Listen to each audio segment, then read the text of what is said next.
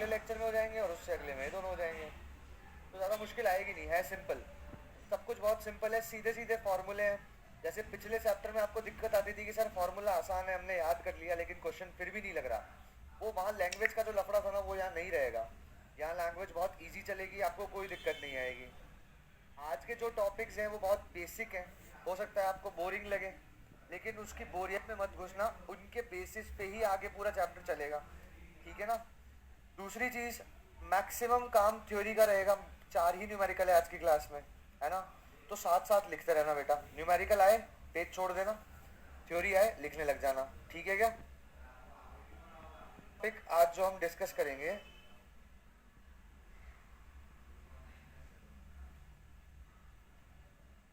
Strength of solution, ये one of the कंसंट्रेशनल terms ही है, ठीक है। इसका फॉर्मूला बहुत सिंपल है, आप एक बार लिखेंगे आपको याद हो जाएगा।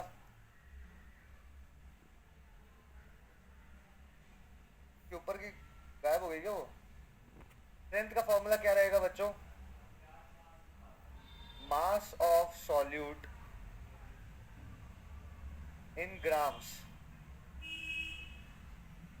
Mass of solute in grams upon volume of solution in litres, बस हो गया, यही फॉर्मूला है। जहां आप मोलैरिटी में मोल्स ऑफ सॉल्यूट ले रहे थे, वहीं यहाँ सिर्फ मास ऑफ सॉल्यूट लिया और कोई चेंज नहीं है। अब आप सब बता सकते हो भाई यूनिट कितनी आएगी, ग्राम पर लीटर, बिल्कुल ठीक। अब मोलैरिटी से अगर निकालना हो तो क्या करोगे, सिंपल है, मोलैरिटी को मोलर मास ऑफ सॉल्यूट से मल्टीप्लाई कर दो, आपके पास यही फॉर्मूला आ जाएगा। मोलैरिटी का फॉर्मूला याद है ना, given mass of solute upon molar mass of solute into volume in litres, तो ये तो गिवन मास ऑफ सॉल्यूट हो गया, ये हो गया वॉल्यूम। मोलैरिटी में से मोलर मास को हटाना है आपको, तो मोलर मास से मल्टीप्लाई कर दो, कट जाएगा कि नहीं, तो आपके पास आ जाएगी क्या, ठीक है क्या बात, सभी समझ पा रहे हो। ऐसे ही नॉर्मेलिटी को किससे मल्टीप्लाई कर दोगे, इक्विवेलेंट मास ऑफ सॉल्यूट से, तो भी आपके पास स्ट्रेंथ आ जाएगी। आप करके देख लो, प्रॉब्लम है क्या इस चीज में, नहीं है।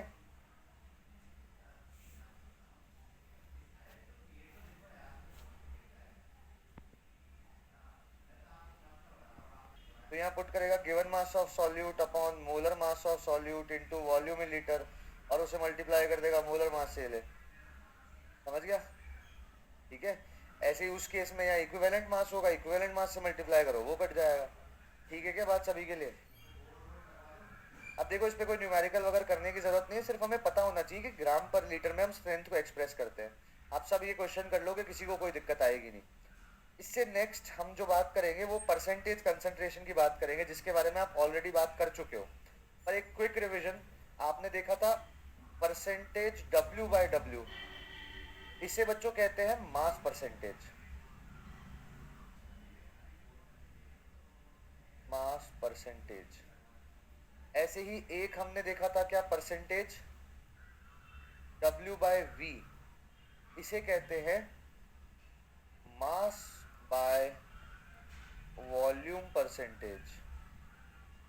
और तीसरा जो आप अब देखोगे वो क्या है, परसेंटेज V बाय V, इसे क्या बोलोगे, वॉल्यूम परसेंटेज।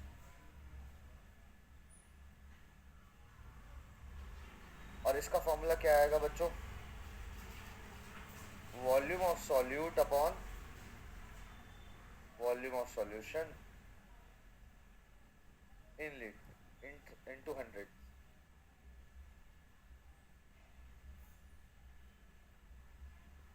मेरे हिसाब से कुछ यहाँ याद करने की कोई बात नहीं है, ठीक है, सिंपल चीजें हैं, आपको केवल नाम से परसेंटेज को पहचानना सीखना है और कुछ नहीं। जो W बाई V है उसे मास बाय वॉल्यूम बोलते हैं, बाकी W बाय W को मास, V बाय V को वॉल्यूम परसेंटेज। अब समझने की कोशिश करना थोड़ा, ठीक है, आगे चैप्टर शुरू हो रहा है। सबसे पहले हम बात करेंगे, लिख लिया क्या सभी ने, factors affecting solubility of gases in liquids, कि अगर गैस को हम लिक्विड में मिलाएंगे तो वो क्या क्या पॉइंट्स हैं जिनकी वजह से सॉल्युबिलिटी यानी सॉल्यूबल होने की एबिलिटी में फर्क आएगा। सॉल्यूबल होने की एबिलिटी यानी घुलने मिलने की क्षमता, ताकत। मैं अगर आपको एक रफ एग्जांपल दूं, गैस एंड लिक्विड से इसका कोई लेना देना नहीं है, लेकिन सॉल्युबिलिटी से है। एक गिलास पानी लो, उसमें 1 चम्मच नमक डालो, एक बार घुमाओगे और वो मिल जाएगा। एक गिलास पानी लो, उसमें 1 चम्मच चीनी डालो और आधे घंटे तक घुमाते रहो, वो फिर भी नहीं मिलेगी। क्यों होता है ऐसा?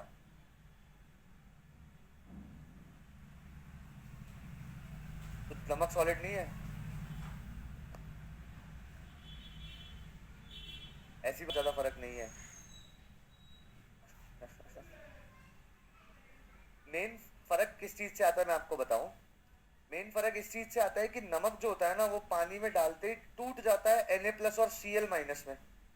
ठीक है, अब तुम्हारा पानी पहले से कैसा होता है, H+OH-, पोलर कहते हैं इसे। पोलर मतलब दो अपोजिट चार्जेस का अपोजिट एंड्स पे होना।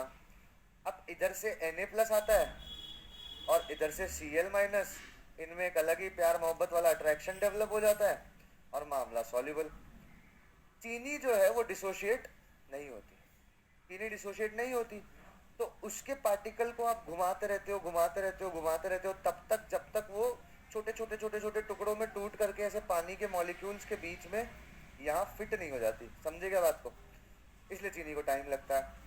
एक और तरीका है इस चीज को समझने का। ये तो हुआ कैसे कि पार्टिकल बदलेगा तो सॉल्युबिलिटी बदलेगी, यानी हर पार्टिकल की अपनी कुछ सॉल्युबिलिटी होगी। NaCl की अपनी है, चीनी की अपनी है।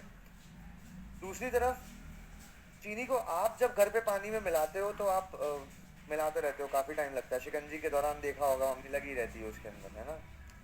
लेकिन मिठाई की दुकान पे जब चाशनी बनती है रसगुल्ले के लिए, गुलाब जामुन के लिए, तो एक बड़ी सारी कढ़ाई लेते हैं, उसमें पानी डालते हैं, उसके नीचे से आग लगाते हैं और फिर उसमें चीनी डालते हैं। समझ रहे हो क्यों होता है ऐसा? क्योंकि हीट करने की वजह से चीनी की सॉल्युबिलिटी बढ़ जाती है वहाँ पे। टेम्परेचर की वजह से चीनी मेल्ट होने लग जाती है गर्म पानी के अंदर और अच्छे से मिक्स हो जाती है। सो अगेन हमने 2 पॉइंट देखे। इसका गैसेज इन लिक्विड से कोई लेना देना नहीं है। मैं आपको सॉल्युबिलिटी समझाना चाह रहा हूँ कि मिलने की क्षमता, घुलने मिलने की क्षमता, कि किस टाइप का पार्टिकल है उससे तय होता है कि उसकी सॉल्युबिलिटी क्या होगी। क्या टेम्परेचर है उससे भी तय होता है कि उसकी सॉल्युबिलिटी क्या होगी। क्लियर है ना बात सभी को? अब हम यहाँ बात करने वाले हैं किसकी?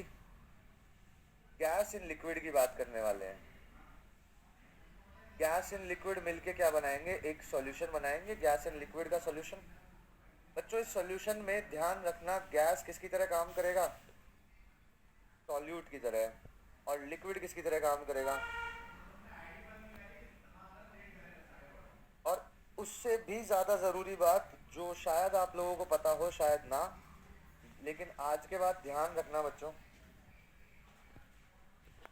कि ये जो इक्वेशन आएगी ना यहाँ पे, इसका डेल्टा H कैसा होगा बच्चों? नेगेटिव। ये बात आपको याद रखनी है as a fact. Exothermic process होती है हमेशा जब भी एक गैस को किस में मिलाया जाता है? लिक्विड में मिलाया जाता है। ठीक है,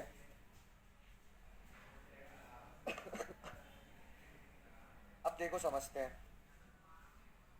यहां तक लिख लो, फिर मैं डिक्टेट करूंगा, आगे तुम्हें लिखना है। एक एक करके 4 फैक्टर्स है जिनके बारे में हम बात करेंगे।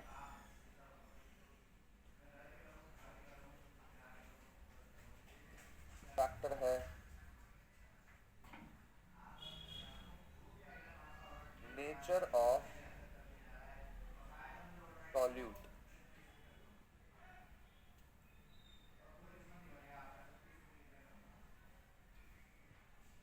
नेचर ऑफ सॉल्यूट, जैसा कि मैंने आपको कहा कि NaCl मिल रहा है, ग्लूकोज नहीं मिल रहा है। इसके पीछे कारण क्या है कि NaCl डिसोशिएट हो